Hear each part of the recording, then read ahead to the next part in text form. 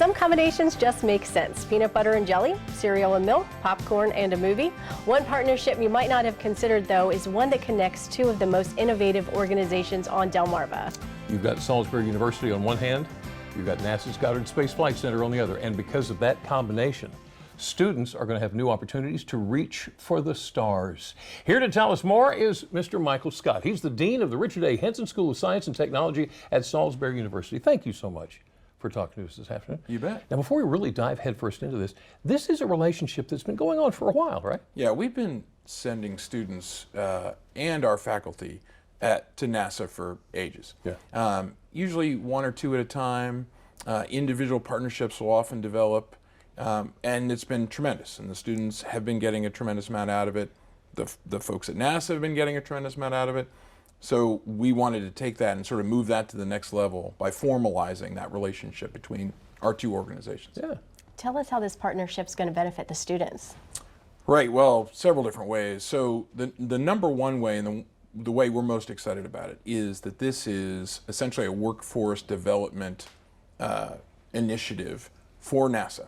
And so being able to have students come to Salisbury University, major in engineering physics, meteorology, even business or communications, and then being able to take what they learn in the classroom and apply it directly to the work that they are doing at NASA Wallops during the summer, for example, getting to work with literally world-class rocket scientists, right, at NASA.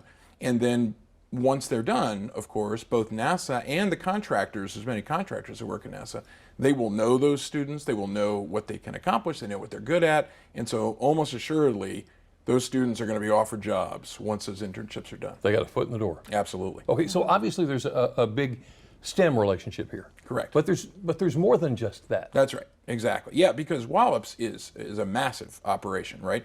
They need accountants, they need communications professionals, they do need physicists, they do need engineers, they need meteorologists, they need all the science side, but there's an entire operation down there that our other students can also take advantage of. Crazy, right? Tell us about these satellites students made. That's just beyond my comprehension. Oh, right. So this is another program that we've been partnering with NASA for a while. It's called the CubeSat program.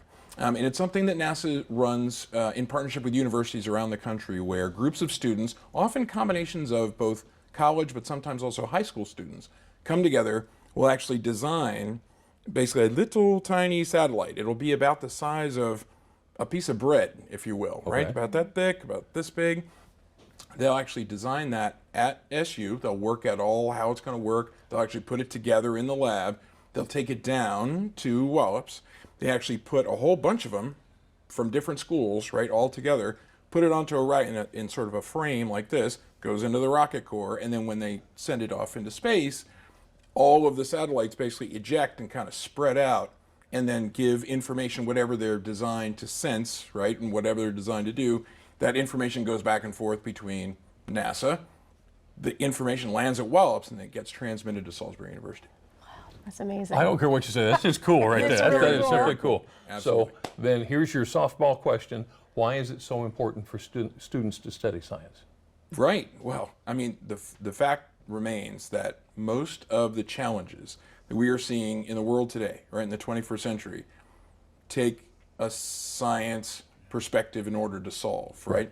Learning how to think creatively, think cognitively through the sort of quantitative compartment, right? The part of the problem, the being able to apply the scientific method, right, to solve problems. Well, look at the Key Bridge disaster, right, that's going on right now in Baltimore.